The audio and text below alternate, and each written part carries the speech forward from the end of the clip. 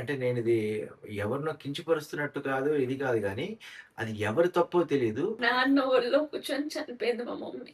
హ్మ్. నేను మగపిల్లని అయ్యుంటే మా అమ్మ, నాన్న నా దగ్గరకొచ్చేవారు. ఇప్పటికి మా నాన్న రావట్లేదు. ఎందుకు అనంటే ఆడపిల్ల ఇంట్లో ఉండకూడదు. ఎక్కడ దెబ్బుందో అక్కడి నుంచి అలా అలా అలాగా బ్రెయిన్ వరకెళ్ళిపోద్ది, హార్ట్ వరకెళ్ళిపోద్ది. దానికింక ఆహ్, వెళ్ళిపోతూ ఉంటది. అది ఆర్గాన్స్ అన్నీ పాడైపోతాయి. కొంతమంది పిచ్చి పిచ్చిగా ప్రవర్తిస్తుంటారు. దీనికి కారణం ఎవరంటే, ఎవరో ఒక మనిషి ఇగో, లేకపోతే ఒక మనిషి స్వార్థం. కలికాలంలో అందరూ చెడ్డ పనులు చేసేవాళ్ళు ముందుకెళ్తారని మరి యుగధర్మం ఏదో అంటారు. అలా నడుస్తుందో మరి తెలీదు గానీ, వాళ్ళు హింసించేసి, ఆ! లేనిపోని కేసులు పెట్టేసి అందుకే ఇది నా లాస్ట్ గిఫ్ట్ నీకు సంక్రాంతికి అని చెప్పి నాకు ఈ గాజులు ఇచ్చింది. ఇప్పటికి కూడా we are still fighting with that. ఇలాగా ఈ ఏం జరుగుతుందో తెలియని పరిస్థితి అనమాట. అది తరతరాలుగా అది ఒక శాపంగా తయారైపోతుంది. ఎవరైనా గవర్నమెంట్ అఫీషియల్స్ మీ చుట్టాల్లో గాని ఎవరైనా ఉంటే దయచేసి ఫార్వర్డ్ చేయండి. నాకేం మాట్లాడాలో తెలియట్లేదు. Hi, hello, welcome to Sushma Kiran. అంటే చాలా రోజులుగా ఈ వీడియో చేద్దామని అనుకుంటూ అది పోస్ట్ పోన్ అవుతూ వస్తుంది. బేసిక్‌గా ఏంటంటే జనవరిలో సుష్మా వాళ్ళ మదరు మాకు దూరం అయ్యారు. అయితే అప్పటి నుంచి చాలా మంది కామెంట్లు చేశారు. అసలు ఏమైంది? ప్రాబ్లమ్ ఏంటి? ఇలా అన్నప్పుడు సుష్మా చాలా సార్లు మన సబ్స్క్రైబర్స్ చెప్దాము. ఎందుకంటే ఎవరికైనా సరే షుగర్ వల్ల గాని ఏమైనా ప్రాబ్లమ్స్ ఇవి వచ్చినప్పుడు జాగ్రత్తలు తీసుకోకపోతే ఎలాంటి ప్రాబ్లమ్స్ వస్తాయి. తర్వాత అది ఎంత దూరం వెళ్తుంది అనేదైనా మనం చెప్పినట్టు అవుతుంది. అలాగే మా బాధ మీతో షేర్ చేసుకున్నట్టు అవుతుంది అని చెప్పి సుష్మా చాలా సార్లు అనుకుంది. బట్ స్టార్ట్ చేసి మళ్ళీ ధైర్యం చాలక మళ్ళీ ఏడుస్తూ ఇలా అవుతూ ఇంకా అది లేట్ అవుతూ వచ్చింది. కాకపోతే ఈరోజు ఇంక చేయడానికి కారణం ఏంటంటే, ఈరోజు ఆగస్టు 11 అంటే సుష్మా వాళ్ళ మదర్ పుట్టినరోజు. సో, వాళ్ళ మదర్ లేకుండా వాళ్ళ మదర్ పుట్టినరోజు జరుగుతున్న సంవత్సరం ఇది. కాబట్టి తను ఎలాగైనా సరే నేను చేస్తాను. ఆహ్, తన గురించి 4 మాటలు చెప్పాలి అని అనుకుని ముందుకొచ్చింది. సో, చెప్ ఫస్ట్ ఆఫ్ ఆల్ అమ్మకి అలా ఎలా అయింది అని చెప్పే ముందు మేము చనిపోయే ముందు వైజాగ్ వెళ్ళాము నేను ప్రభంజన. అప్పుడు మా మమ్మీ అంది, నీకు నా గురించి చెప్పడం ఇష్టం లేదు కదా, ఎవరికి నా గురించి నువ్వు చెప్పవు కదా అని అంది. యాక్చువల్లీ చాలాసార్లు చెప్పాను నేను, ఆ వ్లాగ్లో కూడా చెప్పాను మా అమ్మ గురించి. బట్ ఎలా చనిపోయారని చెప్పే ముందు ఒక ఫ్యూ వర్డ్స్ మా అమ్మ వల్లే నేను ఇలా ఉన్నాను, మా అమ్మ గురించి చెప్పాలని అనుకుంటున్నాను. మా మమ్మీ విన్నదని తెలుసు నాకు, but still I want to share అనమాట. సో నేను స్పోర్ట్స్లో ఉన్నానన్నా, నేను సినిమా ఇండస్ట్రీకి వచ్చానన్నా, సీరియల్ చేస్తున్నాను, సినిమాలు చేశానన్నా, రవి గారిని కలిసానన్నా మా అమ్మ వల్లే అనమాట. నన్ను అంటే నాకు స్టార్టింగ్ ట్రబుల్ దేనికైనా పుష్ చేయాలి. చదువులో అంతంత మాత్రమే, నేనేం సూపర్గా చదవను, బట్ స్పోర్ట్స్, డాన్స్ ఇవన్నీ చాలా ఇష్టం. అలాంటి వాటికి కూడా మా మమ్మీ నన్ను రోజు పంపించి, నేను వెళ్ళకపోతే కొట్టి కూడా పంపించేది. సో డెఫినెట్గా నేను మా అమ్మని మిస్ అవుతాను. ఇలా ఏడుస్తూనే చాలా సార్లు పోస్ట్ పోన్ చేస్తూ వచ్చాం. బేసిక్ ఏంటంటే, మీరు అప్పుడు పండగప్పుడు వ్లాగ్ కూడా మీరు చూసే ఉంటారు. డాడీ డెలిట్ ఏది? తాత డెలిట్ సుబ్బు నాన్న పేరు డిలీట్, అమ్మాయి మొత్తం అని చెప్పారనమాట. అరెస్ట్ చేసే అరెస్ట్ చేసే అని చెప్పారు. అంటే వాళ్ళ అమ్మగారే మొత్తం దగ్గరుండి ప్రోత్సహించి తీసుకొచ్చారు అన్నప్పుడు ఉంటుంది కదా, ఎవరికైనా బేసిక్ గా మదర్ అన్నాక ఆ ఎమోషన్ అనేది ఉంటుంది. ఇప్పుడు నేను ఎంతైనా సరే కొన్నిసార్లు ఊరుకో అన్న ఊరుకోరు, కొన్నిసార్లు కోప్పడి ఊరుకోబెట్టడానికి ట్రై చేస్తాం. కాకపోతే ఏంటంటే అది లోపల ఉన్న ఎమోషన్ మనం కంట్రోల్ చేయలేము. కొన్నిసార్లు నేనే పక్కెళ్ళిపోతాను. సరే ఏడు కాసేపు అంటాను. మరి అంతగానే ఏం చేసేదేమి ఉండదు. ఎంత కన్సోల్ చేసినా కొంతవరకే. మళ్ళీ మన పనులవి ఉంటాయి. నార్మల్‌గా బయటికెళ్ళాల్సొస్తుంది. మళ్ళీ తను బాధపడుతూ ఉంటుంది. ఇదంతా జరిగేదే. మర్చిపోవడానికి ట్రై చేస్తూ ఉంటాను, బట్ నైట్ టైం అయినా ఒకదాన్ని ఉన్నప్పుడు ఏదో ఒక టైంలో నాకు గుర్తొచ్చి ఏడ్చేస్తూ ఉంటాను. అనుకుని రవి గారు అంటారు మనం మూవ్ ఆన్ అవ్వాలి అని చెప్పి. Yes, of course move on అవ్వాలి, బట్ కొంచెం టైం పడుతుందేమో. అండ్ మా అమ్మ హాస్పిటల్కి వచ్చి ఉంటే గనక బ్రతుకుండేదేమో ఇప్పుడు కూడా. పాపం తన పెన్షన్ కూడా రిసీవ్ చేసుకుంది. జనవరి 1కి వచ్చింది 22కి చనిపోయారు. అట్లీస్ట్ అది సరిగా వాడుకున్నట్టు కూడా తను వాడుకోలేదు. నేను నా పెన్షన్ చూస్తానా లేదా, నాకు వస్తుందో లేదో, మా నాన్నగారి లాగే నీకు కూడా పెన్షన్ రాకుండానే చనిపోతానేమో అని చెప్పి అనేదన్నమాట చాలాసార్లు. ఫైనల్లీ అంటే రవి గారు, నేను వాళ్ళని వీళ్ళని అడిగి చేయించాము. బట్ అది యూజ్ చేసుకోలేకపోయారు. మెయిన్ అది లేట్ అవ్వడం 5 ఇయర్స్. తను మెయిన్ హాస్పిటల్కి రాకపోవడానికి కారణం ఏంటి అన్నది కూడా చెప్తున్నాను. తను హాస్పిటల్కి వెళ్తే డబ్బులు ఎక్కువ అయిపోతాయి, ప్రైవేట్ హాస్పిటల్లో ఎక్కువ ఎక్కువ తీసేసుకుంటారు. ప్లస్ హాస్పిటల్కి వెళ్తే మళ్ళీ మనము బ్రతకము అనే దీంతో ఉండిపోయారు. ఆ, ఉండిపోయారనమాట. అండ్ పెన్షన్ వస్తే వాళ్ళకి ఏదో హెల్త్ కార్డ్ వస్తుందంట. హెల్త్ కార్డ్తో గవర్నమెంట్ ఎంప్లాయీస్కి ఏవో డిస్కౌంట్స్ ఏంటి ఆరోగ్యశ్రీ అలాంటిది ఏదో ఉంటాయంట. సో అలాంటి వాటికి అలాంటిది వచ్చాక వెళ్తే ఖర్చు తగ్గుతుంది. గవర్నమెంట్ హాస్పిటల్లో బాగా చేస్తారు. నేను గవర్నమెంట్ టీచర్ని కాబట్టి నేను గవర్నమెంట్ దానికే వెళ్తాను అని తను మెంటల్గా ఫిక్స్ అయిపోయింది. పెన్షన్ వచ్చే టైంకి తను హాస్పిటల్కి వెళ్దాం అనుకున్నా సరే హెల్త్ కార్డ్ రావడానికి మళ్ళీ టైం పడుతుంది అన్నారు. ఇంకా రేపు చనిపోతుందంటే ఈరోజు ఒప్పుకుంది హాస్పిటల్కి, అది కూడా గవర్నమెంట్ హాస్పిటల్కి వెళ్తానని. నేను నాన్న పెన్షన్ అంబులెన్స్ అది బుక్ చేయడానికి అది ఎంత ట్రై చేసాము. బట్ అన్ఫార్చునేట్లీ అమ్మ లేరు. మెయిన్ రీజన్ ఏంటి అని అంటే షుగర్. రవి గారు అన్నట్టు తనకి నేను కాలు ఎప్పుడు చూపించలా, గ్యాంగ్రేన్ వచ్చేసింది. గ్యాంగ్రేన్ తనకి మమ్మీకి అన్నీ తెలుసు. అంటే బేసిక్ గా ఏంటంటే అండి, ఆవిడ హైదరాబాద్ ఏదో పెళ్లికో దేనికో ఫంక్షన్ కో వెళ్ళినప్పుడు లిఫ్ట్ ఎస్కలేటర్ ఉంటుంది కదా, ఎస్కలేటర్ ఎక్కుతున్నప్పుడు ఎప్పుడో చిన్న స్క్రాచ్ ఏదో అయిందంట బొట్టన వేలు దగ్గర. ఆ బొట్టన వేలు దగ్గర ఒక స్క్రాచ్ అయింది. అయితే షుగర్ బాడీలో ఉన్నప్పుడు ఏంటంటే అంత తొందరగా ఏ దెబ్బలు మానవు. చాలా మందికి తెలిసే ఉంటుంది, నేను కొత్తగా చెప్పేది కాదు. సో అది ఏమైందంటే ఆ దెబ్బ చిన్నదే అనుకుని నెగ్లిజెన్స్ వల్ల వదిలేశారు, తగ్గిపోద్దులే ఆటోమేటిక్ గా అని. తెలియలేదు కూడా తెలియలేదు. సో చూసినా ఏమనిపిస్తుంది, ఏదో బెటాడిన్ రాస్తే తగ్గిపోద్ది, లేదా పసుపు రాస్తే తగ్గిపోద్ది అని. ఎప్పుడైనా షుగర్ ఉన్నప్పుడు తొందరగా తగ్గదు. ఎప్పుడైతే తొందరగా తగ్గదు అంటే బ్లడ్ క్లాట్ అవ్వదు. బ్లడ్ క్లాట్ అవ్వనప్పుడు ఏమవుతుందంటే బ్యాక్టీరియా లోపలికి వెళ్ళిపోద్ది. అలాగా బ్యాక్టీరియా ఎప్పుడైతే మన బాడీలోకి ఎంటర్ అవుతుందో అది గ్యాంగ్రైన్ లాగా ఫామ్ అయిపోతుందంట. అంటే ఇంకా పుండు, పెద్ద పుండు. దానికి అంటే ఇంగ్లీష్లో గ్యాంగ్రైన్ అంటారు, మరి తెలుగులో దాని పేరేంటో నాకు తెలియదు. ఇంకా సెల్యులైటిస్ బ్యాక్టీరియా పాకిస్తూ ఉంటుంది. అది ఒకసారి బ్యాక్టీరియా లోపలికి వెళ్ళింది అంటే ఇంకా ఎక్కడ దెబ్బ ఉందో అక్కడ నుంచి అలా అలా అలాగా బ్రెయిన్ వరకు వెళ్ళిపోద్ది, హార్ట్ వరకు వెళ్ళిపోద్ది, దానికి ఇంకా వెళ్ళిపోతూ ఉంటుంది. మెల్లమెల్లగా మెల్లమెల్లగా ఒక్కో ఆర్గాన్ ఎఫెక్ట్ చేసుకుంటూ పోతుంది. అది మనకి బయటికి తెలియదంట. అంటే బయట అంటే ఆ పుండులా కనిపిస్తుంది, దాన్ని అంతా హీల్ చేస్తున్నా వన్స్ అది లోపలికి వెళ్ళిపోయిన తర్వాత బయట హీల్ చేసేసి దాన్ని కవరప్ చేస్తే లోపల ఉన్న బ్యాక్టీరియా అయితే పోదు కదా. సో అది కనిపెట్టలేకపోయారు. అండ్ దట్టు పోనీ కనిపెడదాం అంటే డాక్టర్ దగ్గరికి వెళ్ళాలి. డాక్టర్ దగ్గరికి వెళ్తే కాలు తీసేస్తారేమో అని భయం. మొదట అసలు వేలు తీసేస్తారేమో అనుకున్నారు, తర్వాత కాలు తీసేస్తారేమో అనుకున్నారు. అలాగా భయపడుతూ సరే లోపల మనం నేచురల్ గా తగ్గించేద్దాం, పసుపు రాసి తగ్గించేద్దాం, ఉప్పు నీటిలో కాలు పెడదాం, ఇలాగా అది పెంచుకుంటూ పోయాను. బేసిక్ గా ఈవెన్ నొప్పి ఉన్నా సరే సుష్మా కూడా చెప్పేది కాదంట. అంటే నాకేం నొప్పి లేదు, నేను నడవగలను, మొండి ధైర్యం. అంటే సాధారణంగా ఏంటంటే పెద్దవాళ్ళు పిల్లలకి తన బాధలు చెప్పాలని అనుకోరు. మన బాధలు చెప్తే వాళ్ళు ఇంకా ఎక్కువ బాధపడతారేమో అని. బేసిక్గా తల్లిదండ్రులు దేని బతుకుతారు, పిల్లల కోసమే బతుకుతారు.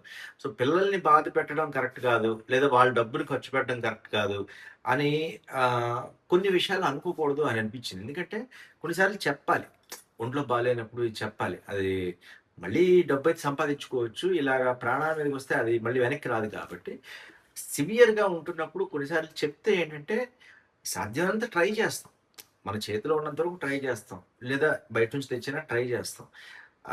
ఆ ఇబ్బంది ఎందుకు పెట్టాలనుకున్నారో మరేమో తెలీదు. ఆ విషయంలో ఏంటంటే ఇంకా మాకు షేర్ చేసుకోలేదు. అంటే అదిగమ్మా కాలు ఇలా ఉంది, ఇలా కనిపిస్తుంది, నువ్వు లేదంటున్నావు అన్నా సరే. నేను మా నాన్న తిట్టేవాళ్ళం. రవి చెప్పాడు, బుజ్జగించాం, అన్ని చేసాం, హాస్పిటల్కి మాత్రం రాలేదు. హాస్పిటల్కి ఒకసారి చెక్ చేయించుకోండి, ఇప్పుడు డాక్టర్ని హోమ్ కన్సల్టేషన్ తెస్తామన్నా సరే ఆ డాక్టర్ని తిట్టి పంపించాం. అంటే వాళ్ళు ఇంకా మందులు ఎక్కువ రాస్తారనో, లేకపోతే మళ్ళీ హాస్పిటల్ ఇన్‌పేషెంట్‌గా అడ్మిట్ చేస్తారనో, ఇలా రకరకాల భయాలు. సాధారణంగా కొన్నిసార్లు ఈ భయాలే మనల్ని సగం చంపేస్తుంటాయి. ఆ భయం వల్లే నెగ్లిజెన్స్ అంటే ఇంకా ఆ పుండనేది లోపలికి ఇదైపోయింది. మేబీ వేలు, వేలు తర్వాత కాలు, కాలు తర్వాత తొడ ఇలా ఎంతో ఒక పార్ట్ అయితే తీసేయాల్సింది ప్రాణాల వరకు అంటే హార్ట్ వరకు ఆ సెల్యులైటిస్ అనేది నా పాకేయడం. ఫ్రెండ్ చెప్పింది యాక్చువల్‌గా. సెల్యులైట్స్ వస్తే అసలు చాలా పెయిన్ ఉంటదంట. అంటే లైక్ మనకి ఇలా ఫుల్ హార్ట్ వరకు వచ్చేసి ఆర్గాన్స్ అన్నీ ఫెయిల్ అయిపోతాయి. మీ మమ్మీ అంత అంటే ఇంకా బ్రతికున్నారు అనంటే ఆవిడ మొండితనమే ఆవిడకి అంటే బ్రతికించారు. లేకపోతే సెల్యులైట్స్ వచ్చిన ఒక కొన్ని మంత్స్‌లోనే చనిపోతారు అని చెప్పి నా ఫ్రెండ్ చెప్పింది. తిట్టేది నన్ను. తిడితే నేనన్నా రావట్లేదు విని నేనెంత చెప్పినా రావట్లేదు అనంటే లైక్ తిట్టి తీసుకెళ్ళాలి. అదంటే హాస్పిటల్ దగ్గర వరకు తీసుకెళ్ళినా పేషెంట్ విల్లింగ్ లేకుండా ట్రీట్మెంట్ అనేది ఎవరు చెయ్యరంట. హాస్పిటల్ వరకు అయితే తీసుకెళ్ళాలి. పేషెంట్ విల్లింగ్ అయితే ఉండాలి. లేదనంటే అట్‌లీస్ట్ అనస్థీషియా ఏదో అన్ని టెస్టులు చేసాకే ఇవ్వచ్చు అని చెప్పారు. నేను సినిమాల్లో చూపిస్తారు క్లోరోఫార్మ్ పెట్టి పట్టుకెళ్ళిపోదామా అది కూడా అడిగాను. అది సినిమాల్లో వరకే నిజం లైఫ్‌లో అవ్వదు అని చెప్పారు. కాబట్టి మెయిన్ నేను చెప్పాలనుకుంటుందేంటంటే, ఒక ఏజ్ వచ్చిన తర్వాత పిల్లల మాట వినాలి. హెల్త్ చూసుకోవాలి. హ్మ్. అంటే కొన్నిసార్లు పిల్లలకి ముందు చెప్తే ఆ డబ్బు ఖర్చు అవుద్దేమో అనుకుంటే తర్వాత ఇంకా ఎక్కువ డబ్బు ఖర్చు అయిపోద్ది.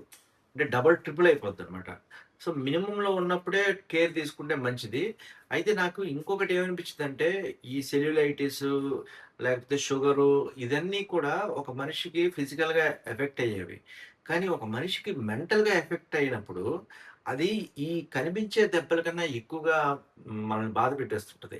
అలాగా వీళ్ళ అమ్మగారిని డిప్రెషన్‌లోకి తీసుకెళ్ళిందేంటంటే, మరి అంటే నేనిది ఎవరినో కించపరుస్తున్నట్టు కాదు, ఇది కాదు గానీ, అది ఎవరి తప్పో తెలీదు. పెన్షన్ అనేది రాకపోవడం. ఎవరైనా సరే గవర్నమెంట్ జాబ్‌లో అంటే ఇప్పుడు మేము ప్రైవేట్ జాబ్‌లు చేస్తున్నాం లేదా యాక్టింగ్ చేస్తున్నాం అంటే, మాకు ఈరోజు వచ్చిన డబ్బులు దాచుకుంటే మిగులుతాయి. రేపు వస్తదో లేదో తెలీదు. కానీ ఒకప్పుడు గాని, ఇప్పుడు గాని గవర్నమెంట్ జాబ్‌లు చేస్తున్న వాళ్ళు పెన్షన్ వస్తుంది. రేపు ఒక ఏజ్ వచ్చిన తర్వాత మేము 4 వేళ్ళు నోట్లోకెళ్తాయి అని అనుకుంటూ చక్కగా గడిపినప్పుడు కరెక్ట్‌గా ఇంకా రిటైర్ అవుతున్నాము. ఆ పెన్షన్ ఫండ్ ఏదో వస్తుంది. అది ఆరోగ్యానికో, లేకపోతే ఇంటికో, ఇంకో దానికో ఖర్చు పెట్టుకుందాం అని అనుకుని మనసులో ఫిక్స్ అయినప్పుడు అది రాదు. లేదా ఏదో కారణాల వల్ల లేట్ అవుతుంది. అసలొస్తుందో లేదో తెలీదు అనే పరిస్థితికొచ్చినప్పుడు మనిషిని అది మెంటల్‌గా డిప్రెషన్‌కి అయ్యేలా చేస్తది. నిజానికి నేనది అబ్జర్వ్ చేశాను గూడా. డిప్రెషన్‌లోకి ఎళ్ళినప్పుడు అయితే కొందరు బాగా ఆహ్, ఎవరితోనూ మాట్లాడకుండా ఉండిపోతారు. కొంతమంది పిచ్చి పిచ్చిగా ప్రవర్తిస్తుంటారు. అంటే అగ్రెసివ్ అయిపోతారు. కొంతమంది ఆహ్, ఎ ఒకటి చేయబోయి ఇంకో తప్పు చేసేస్తుంటారు. అంటే ఒక తప్పు మీద తప్పు, తప్పు మీద తప్పు జరుగుతుంది. ఒక నష్టం జరిగినప్పుడు ఆ నష్టానికి ఎలా పుడుచుకోవాలో తెలియక అప్పు చేయడమో, లేకపోతే తప్పు చేయడమో ఇలా ఏవేవో జరిగిపోతుంటాయి. బికాజ్ ఆఫ్ మనం కొంచెం బ్యాలెన్స్ తప్పుతాం. సాధారణంగా చూసుకోండి ఎవరైనా సరే ఒక జాబ్ చేస్తూ ఈఎంఐలో ఇల్లు తీసుకునో, కారు తీసుకునో ఉన్న తర్వాత ఈ రెసిషన్ వల్ల జాబ్ పోయినప్పుడు వాళ్ళు ఎంత మెంటల్ డిప్రెషన్‌కి లోనయ్యి ఎన్ని ఘోరాలు చేసుకున్నారో మనం వినే ఉంటాం. అలాగే ఒక ఏజొచ్చిన తర్వాత ఆల్రెడీ మన బాడీలో పార్ట్స్ కొన్ని పనిచేయవు. అంటే పనిచేయవు మీన్స్ దానికి ఏజ్ అయిపోతాయి కాబట్టి కొంచెం దాని ప పెర్ఫార్మన్స్ తగ్గుతది. అలాంటి టైంలో స్ట్రెస్ తీసుకోకూడదు. అసలు రిటైర్మెంట్ అంటే ఏంటండి? మీరు స్ట్రెస్ తీసుకోవద్దు ఇంక చక్కగా ఇంట్లో ఉండండి. మేము మీకు మీరింతవరకు మాకు సహాయం చేసినందుకు గవర్నమెంట్ తరఫున మీకు ఈ పెన్షన్ ఫండ్ ఇస్తున్నాము. మీరు మీ తర్వాత జీవితాన్నంతటిని నెల నెల ఇంతటితో హాయిగా జీవించండి అని ఇచ్చేది కదా ఫండ్. ఆ ఫండ్‌ని ఒక మనిషి తప్పు వలనో, లేకపోతే మనిషి ఇగో వలనో ఆ! చ లేదా నిర్లక్ష్యం వలనో వ రాకుండా చేసేస్తే నిజం చెప్తాను అది కూడా ఒక అవతలి మనిషిని చంపేయడంతో సమానం. నేనైతే అనుకున్నా. రోగాన్ని ఈ ఆ షుగర్ అనేది ఫిజికల్‌గా చేస్తే ఒక మనిషిని పొట్ట కొట్టడం అంటారు కదా! ఉద్యోగం ఉన్నోడిని తీసేస్తే పొట్ట కొట్టడం. అలాగే పెన్షన్ రావాల్సినోడిని పెన్షన్ రాకుండా చేయడం కూడా పొట్ట కొట్టడమే. మరి కర్మ సిద్ధాంతం వాళ్ళ మీద ఎలా పనిచేస్తది? తర్వాత ఎలా జరుగుతదనేది నాకు తెలీదు గానీ, ఇది ఒక మనిషి పట్టుకొడితే ఆ మనిషే కాకుండా ఆ మనిషి మీద నమ్మకం పెట్టుకున్న వాళ్ళు, డిపెండ్ అయిన వాళ్ళు, లేదా బాగా ప్రేమించే వాళ్ళు వాళ్ళందరూ ఎఫెక్ట్ అవుతారు. అలాగే ఆవిడకి పెన్షన్ రాకపోవడం వల్ల ఆవిడ ఇంబాలెన్స్ అవ్వడం వల్ల, అంటే మెంటల్ ఇంబాలెన్స్ అంటే ఏదో పిచ్చని కాదు నా ఉద్దేశం. బాధ. బాధలో ఎవరిని అడగాలో తెలీదు డబ్బులు. మమ్మల్నైనా ఎంతని అడుగుతారు. మేమైనా ఎంతని ఇస్తాం. సో, మేము కూడా ఏదో సీరియల్ లేని టైంలో యూట్యూబ్‌తో నడిపించాం. మీ అందరికీ తెలుసు. కోవిడ్ తర్వాత అంతా కూడా ఈ యూట్యూబ్ అదే కాస్త 4,000 నోట్లోకెళ్ళేలా చేసాయి. ఎందుకని అడిగితే దానికి కూడా చాలా కారణాలుంటాయి. కన్నడ వాళ్ళొచ్చారు, ఇవొచ్చారు, ఎన్నో ఉన్నాయి. ఇప్పుడు మనం ఆ సబ్జెక్ట్‌కి వెళ్ళకుండా ఈ విషయంలోకొస్తే, మేమేదో మా కష్టంతో ముందుకెళ్తున్నాం అన్న టైంలో కరెక్ట్‌గా ఈవిడైనా చాలా హ్యాపీగా ఉంటారు. వాళ్ళిద్దరూ వీళ్ళ పేరెంట్స్ ఇద్దరు హ్యాపీగా ఉన్నారనుకోండి. ఇప్పుడు వాళ్ళిద్దరూ అక్కడ హ్యాపీగా ఉన్నారు. తను హ్యాపీగా ఉంటది. ఇదంతా రిఫ్లెక్షన్ ఎలా ఉంటది, బటర్‌ఫ్లై ఎఫెక్ట్ లాగా వాళ్ళిద్దరూ హ్యాపీగా ఉన్నారు. తను హ్యాపీగా ఉంటది. తను హ్యాపీగా ఉంటే ఆటోమేటిక్‌గా మా ఇంట్లో హ్యాపీనెస్ ఉంటది. లేదంటే అక్కడ బాధ, ఇక్కడ ఫ్రస్ట్రేషన్ వస్తది. ఈ ఫ్రస్ట్రేషన్ నా మీద చూపిస్తది. నేను కూడా పనిలో ముందుకెళ్ళలేను. అలాగే మా ఇద్దరి ఫ్రస్ట్రేషను, మా బాధల వల్ల మా కొడుకు చదువు మీదకి ఎఫెక్ట్ వస్తది. ఇవన్నీ చూసి మా ఇంట్లో మా నాన్నగారుంటే ఆయన హెల్త్ ఎఫెక్ట్ వస్తది. సో, ఇదంతా బటర్‌ఫ్లై ఎఫెక్ట్ అన్నమాట. దీనికి కారణం ఎవరంటే ఎవరో ఒక మనిషి ఇగో, లేకపోతే ఒక మనిషి స్వార్థం, ఆ! ఏదైనా ఆశించడం, ఆ! లేదా అవతలోళ్ళని నాశనం చేయాలనుకోవడం. ఏంటో ఇది నాకు అర్థం కాలేదు. అలాగా ఆవిడ ఆ డిప్రెషన్ స్టేజ్‌కెళ్ళిపోవడం వల్లే వద్దు, నాకొచ్చిన తర్వాతే నేను గవర్నమెంట్ హాస్పిటల్‌కెళ్తాను. అప్పుడే చేయించుకుంటాను. అప్పుడే కావాలంటే వేలు తీసినా, కాలు తీసినా ఆ గవర్నమెంట్ హాస్పిటల్‌లోనే చేయించుకుంటాను. మీకెందుకు ఖర్చు అని అది నెగ్లెక్ట్ చేసి అంతవరకొచ్చింది.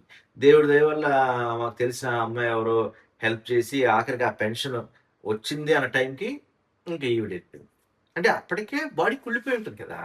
లోపల మనకు తెలీదు. ఏదైనా ఒక ప్రాబ్లమ్ వచ్చినప్పుడు లోపలంతా ముందే చిన్న దెబ్బ తగిలితేనే మనం ఏమంటారు, టీటీ ఏసేయండి, ఒక 6 నెలల వరకు ప్రాబ్లమ్ రాదు అంటారు. నేను టెటానస్ అనే బ్యాక్టీరియా ఎళ్ళిపోద్దేదో అని చెప్పి ప్రివెంటివ్ మెజర్ తీసుకుంటాం. అసలు ప్రివెంటివ్ మెజర్ తీసుకోలేదు. ఎందుకంటే ఇదిగో ఈ మందులకి వాటికి ఖర్చవుతుందని. షుగర్‌కి అంటే ఇన్సులిన్ వాడాలి, రెగ్యులర్‌గా మందులు వాడాలి. అది కూడా వాడలేదు. అది కూడా వాడలేదు. ఎందుకంటే ఖర్చవుతదని. బికాజ్ ఆహ్, నెల అంటే 4 సంవత్సరాలు మీరు ఆలోచించండి. ప్రతి నెల ఒక 30,000, 40,000 పెన్షన్ రావాల్సిన వ్యక్తికి ఆల్రెడీ ఒక 30,000, 40,000 కమిట్మెంట్ 5 ఉన్నాయనుకుందాం సంవత్సరాలు. సపోజ్. కమిట్మెంట్ ఉన్నాయనుకుందాం. వాళ్ళకి 5 సంవత్సరాల పాటు అసలు ఇన్‌కమే లేదు. అంటే ఆ పెన్షన్ లేదంటే ఇన్‌కమే లేదు అనుకుంటే వాళ్ళు ఎలాగా ముందుకెళ్తారు? హ్మ్. ఈవెన్ మేము మా నాన్న నేమ్ చేంజ్ చేయడానికి డీఓ ఆఫీస్‌కెళ్తే పాపం అక్కడ ఒక అతను అంటే ఆళ్ళ ఆవిడకి పెన్షన్ రాక కొన్ని ఇయర్స్ ఆ! అవుతుందంట. ఎందుకు అలాగా? మేము ఇప్పుడు ముసలాయన పాపం. మీరు పాత వ్లాగ్‌లు చూసుంటారు. మేము ఏప్రిల్‌లో పెన్షన్ కోసం ఇదంతా తిరిగామని అందులో కూడా చెప్పాము. నేను దగ్గరుండి కూర్చొని చూస్తుంటే మీరెళ్ళిపోండి మేము చేస్తాం, మీరెళ్ళిపోండి మేము చేస్తాం అంటే, కాదండి చూస్తాం అంటే, నా ఎదురుగానే తప్పులు కొట్టేస్తున్నారు పేర్లు. అదేంటండి పాపం ఇది అది. అంటే మేబీ వాళ్ళ వర్క్ లోడ్ ఎక్కువుండొచ్చు. నేను కారణాలేంటని చెప్పలేను. ఎవరు కావాలని చేస్తారని కూడా చెప్పలేను. కావాలని చేస్తే అదే కర్మ ఆళ్ళకి ఇప్పుడు ఒక తగులుతది. ఆఫీస్ దగ్గర దగ్గరుండి చేయించుకున్నాము. మా నాన్న నేమ్ చేంజ్ ఏప్రిల్‌లో చేయించాము. ఇప్పుడు ఆగస్ట్ 11థ్ ఇంతవరకు అవ్వలేదు. మరి ఆయనకి మా లేదు. నాన్నకి కష్టమే కదా! ఎందుకిలా చేస్తది గవర్నమెంట్ అన్నది నాకు అర్థం కావట్ల. అంటే గవర్నమెంట్ అంటే ఆ పర్టిక్యులర్ పని చేసేవాళ్ళు ఎందుకు ఇలా చేయాల్సొస్తుందో నాకు ఎప్పటికీ తెలియట్లేదు. దయచేసి ఈ వీడియో చూసేవాళ్ళు ఎవరైనా ఉంటే, ఒకటి షుగరొస్తే ఇలా జాగ్రత్త తీసుకోండి. ప్రాబ్లమ్ వస్తే ఏమో పిల్లలకి చెప్పండి. అలాగే ఎవరైనా గవర్నమెంట్ అఫీషియల్స్ హ్మ్, మీ చుట్టాల్లో గాని ఎవరైనా ఉంటే దయచేసి ఫార్వర్డ్ చేయండి. ఇలాగ ఒక వ్యక్తికి ఇలా ప్రాబ్లమ్ ఉంది. ఎందుకంటే తండ్రి ఉద్యోగం కూతురికిచ్చారు. కూతురు చనిపోయినప్పుడు పెన్షన్‌లో డిపెండెంట్ అని చనిపోయిన వ్యక్తి పేరు ఎలా రాస్తారండి అసలు? హస్బెండ్ పేరు పక్కన. ఒక్కసారి క్రాస్ వెరిఫై చేయరా? ఏదో ఒకటి. ఏదో చూసుకుంటారు కదా! అది అవ్వలే. దానికి పోనీ ఓకే. మళ్ళీ అది కూడా తప్పు మళ్ళీ మేము అప్లై చేసాము. దానికి కూడా ఇన్ని మంత్సా? హ్మ్. పాపం మరి మా నాన్నకి కష్టమే కదా! ఇప్పుడు ఆయనకి ఒక ఇన్‌కమ్ లేదు. టు బి ఫ్రాంక్ మాకు కూడా టైట్ గానే ఉంది. ఆ! ఇప్పుడు మా నాన్నకి మేము పంపిస్తాం కాదనను గానీ బట్ ఆయన ఇప్పుడు మా అమ్మ చూడలేదు పెన్షన్. మా అమ్మ ఎంజాయ్ చేయలేదు. ఇప్పుడు మా నాన్న కూడా అట్‌లీస్ట్ మా నాన్నకి కూడా ఉపయోగపడి ఉంటే మా అమ్మ హ్యాపీ ఫీల్ అయ్యేదేమో.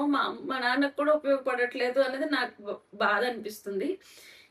ఏమో మరి ఏం జరుగుతుందో అది గవర్నమెంట్ అది వదిలేస్తే మా నాకేం మాట్లాడాలో తెలియట్లేదు. మ- ఎందుకు మనం వీడియో చూసి చెప్పదు. సో సో పిల్లల మాట వినండి.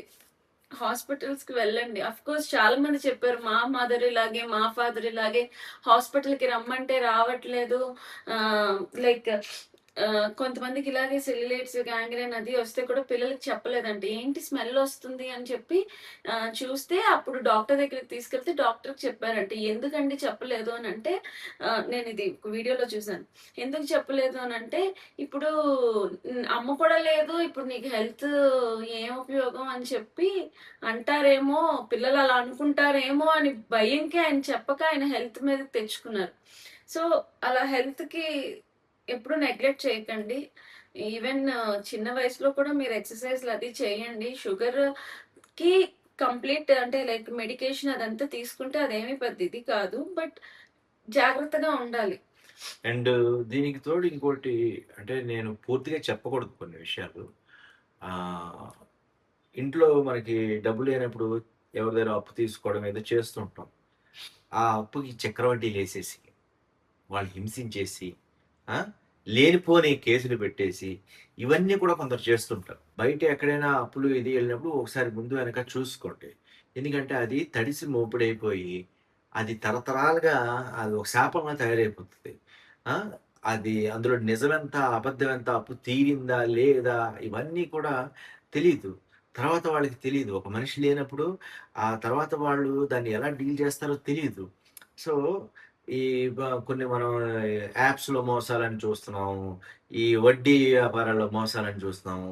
ఇలాంటి వాటిల్లో అంటే ఇలా మనకి ఇన్‌కమ్ లేనప్పుడు డెస్పరేషన్‌లో ఇప్పుడు ఇంట్లో కాయగూరలు కావాలన్నా, ఇంటికి రెంట్ కట్టాలన్నా మినిమమ్ డబ్బులు కావాలి కాబట్టి చేబదులనో, ఇంకోటనో తీసుకోవాల్సిన పరిస్థితి వస్తది.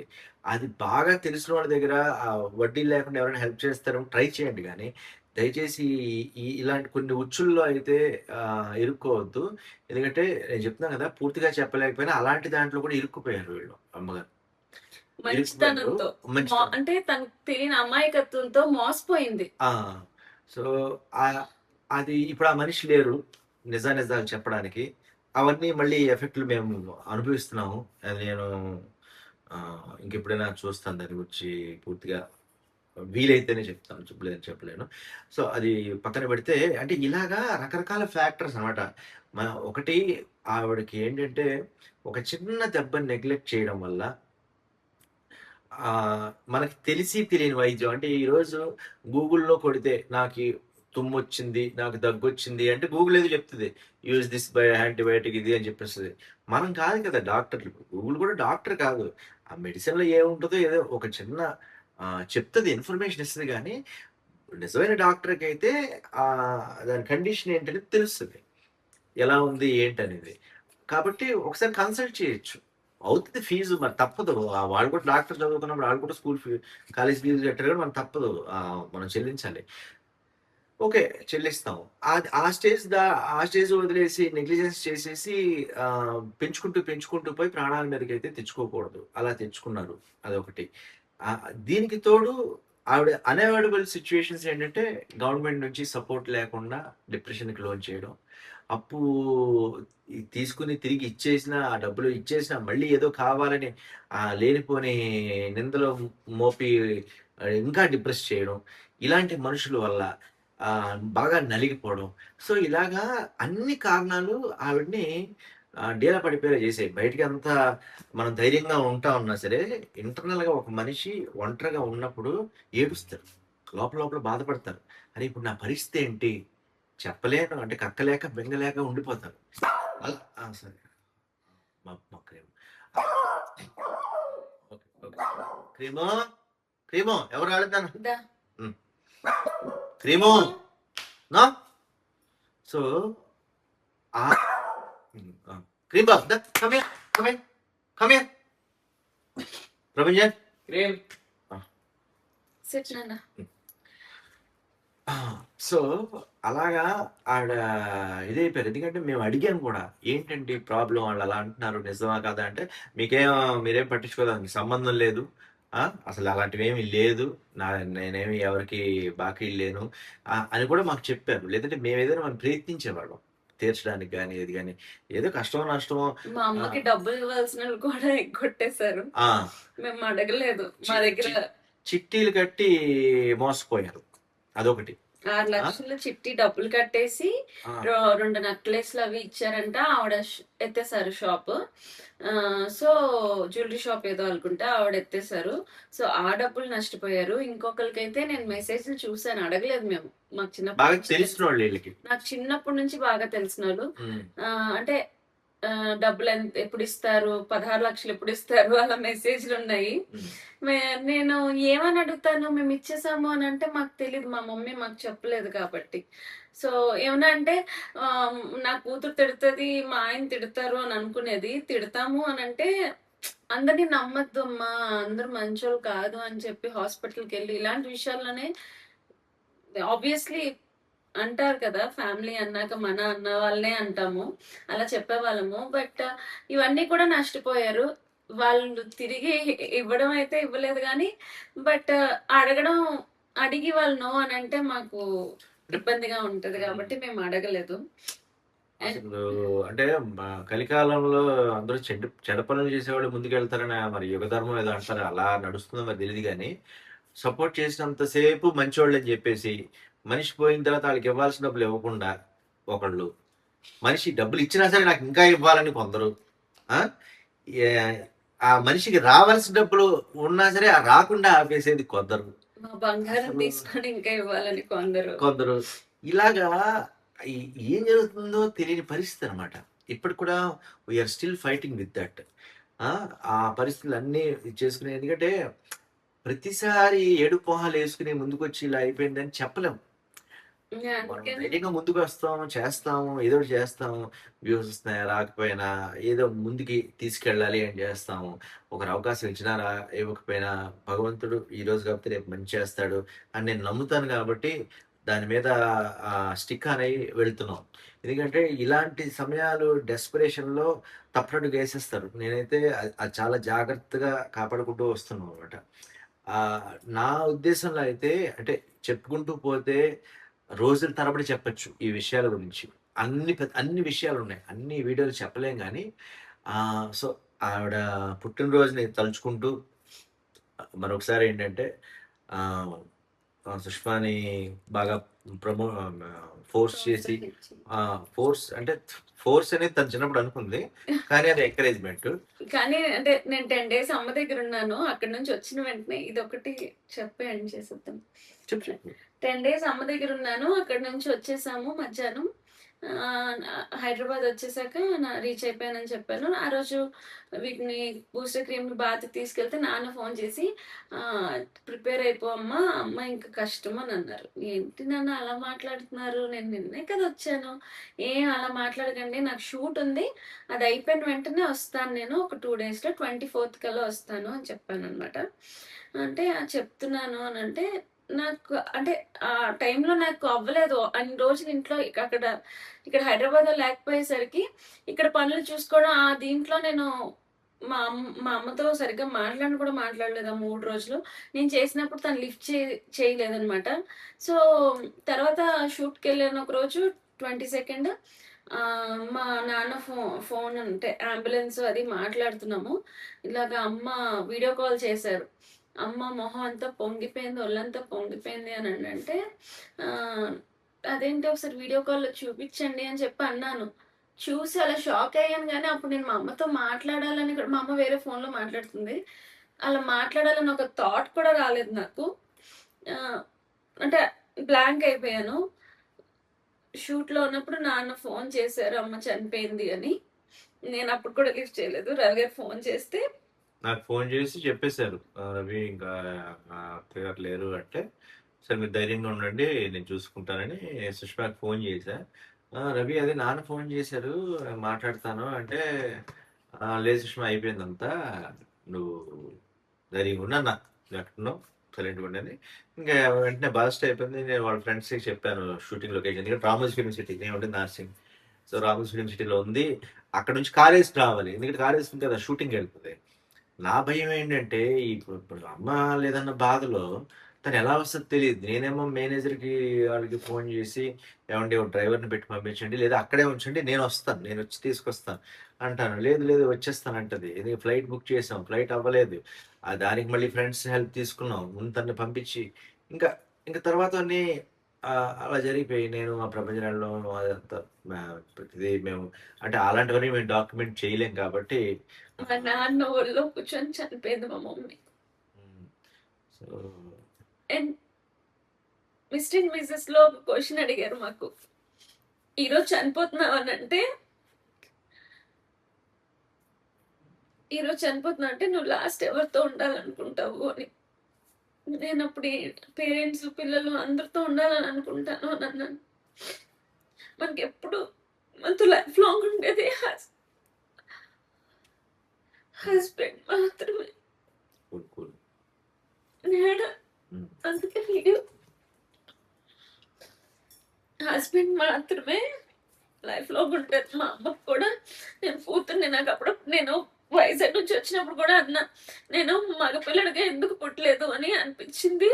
నేను మగపిల్లని అయి ఉంటే మా అమ్మ నాన్న నా దగ్గరకు వచ్చేవారు. ఇప్పటికి మా నాన్న రావట్లేదు ఎందుకు అని అంటే, ఆడపిల్ల ఇంట్లో ఉండకూడదు. ఈ ఈ కాలంలో అలా ఏం లేదు. ఆడపిల్ల ఇంట్లో కూడా ఉండొచ్చు. నేను రమ్మంటాను. నేను మొదట ఇద్దరిని ఉండిపోండి ఇక్కడ. ఎందుకంటే నాకది ఆ ఫీలింగ్ ఉండదు. ఇదేంటి మీరక్కడ ఉండాలి. అమ్మా, నాన్న వదిలేసి ఉండాలి. అలా నాకు లేదు. కాకపోతే వాళ్ళు మరి అంటే పెరిగిన వాతావరణం అక్కడ ఉండిపోవాలనో, ఫ్రెండ్స్ అనో కారణాలు ఏమైనా అవ్వచ్చు గానీ, ఒక్కతే కూతురు కదా! వచ్చేస్తే బావుండును. అసలు నిజానికి చాలా వరకు మేము ఇక్కడికొస్తే తగ్గించడానికి ప్రయత్నించేవాళ్ళం ఏదో రకంగా. అవ్వలేదు. సరే మనం గడిచిన టైంని అయితే తీసుకురాలేం. ఇగో ఇలా ఏడుస్తుందనే నా చనిపోయింది. బాధ ఈ వీడియో చేయాలంటే. కాకపోతే తన ఉద్దేశ్యం ఏంటంటే, మా అమ్మ నా కోసం చెప్పవా అని అన్నప్పుడు, కనీసం ఆవిడ పుట్టినరోజు నాడైనా తనని తలుచుకుని 4 మాటలు చెప్పాలి. అది మీతో షేర్ చేసుకోవాలి అనే ఉద్దేశంతో అయితే ఈ వీడియో చేస్తున్నాం. తనకి ముందే తెలుసు చనిపోతదని మేబీ. అందుకే ఇది నా లాస్ట్ గిఫ్ట్ నీకు సంక్రాంతికి అని చెప్పి నాకు ఈ గాజులు ఇచ్చింది. మిస్ యూ సో మచ్ అమ్మా. Love you so much. And thank you so much for everything. Happy birthday. So, ఆహ్, అంతే. సో ప్లీజ్ పిల్లల మాట వినండి. నేను మా ఆయన ముసలైన మా ప్రపంచం మాట వింటాం. ఎందుకంటే వాళ్ళు ఎదిగే స్టేజ్‌లో వాళ్ళకి మెంటల్ టెన్షన్స్ ఉండకూడదు. అలాగే మన హెల్త్ బాలేకపోతే వాళ్ళు కూడా డిప్రెషన్‌కెళ్ళిపోతారు. అంతే, నేను ఇంకా ఇంకేం మాట్లాడలేను. హ్మ్. యాహ్! ఇది మేము ఇప్పుడే వీడియో చేస్తున్నాం. ఆవిడ బర్త్‌డే కాబట్టి నేను పెద్దగా దీన్ని ఎడిట్ చేసి, ఇది చేసి కాకుండా నేను యాజ్ ఇట్ ఈస్‌గా ఉన్నదున్నది పోస్ట్ చేయడానికే ఉంటది. నాకు కూడా హెల్త్ అంత బాలేదు. పెద్దగా ఎడిట్ చేసిన టైం లేదు కాబట్టి, ఈ వీడియోనైతే ఇంతటితో ఎండ్ చేస్తున్నాము. సో, మళ్ళీ నెక్స్ట్ వీడియోలో కలుస్తాం. ఆహ్, ఇంకా బాధ అనేది ఉంటది. మనం ఇంకెప్పుడు మెసేజ్ చేయకండి. మీ మమ్మీకి ఏమైంది? ఎలా అయింది చెప్పండి అని. ఆ! అది ఆ టాపిక్ ఎక్కువ ఎత్తకుండా అంటే ఈ వీడియో వరకు వదిలేసి మెల్లమెల్లగా మూవ్ ఆన్ అవుదాం. అందరం ఎందుకంటే లైఫ్ ఇంకా చాలా ఉంది కాబట్టి అని నా ఉద్దేశం. So, thanks for supporting us. మీ బ్లెస్సింగ్స్ అండ్ సపోర్ట్ మాకు ఈ టైంలో ఇంకా ఎక్కువగా కావాలి. చాలా అవసరం. ఎందుకంటే ఇది అడగడం కాదు, ఇది కాదు గానీ యెస్ అంతే అవసరం. అర్థం చేసుకుంటారని ఆశిస్తూ thank you. Bye bye. Keep watching Sushma Kiran. ఏదైనా వీడియో నచ్చినప్పుడైనా please like, share and subscribe. Thank you.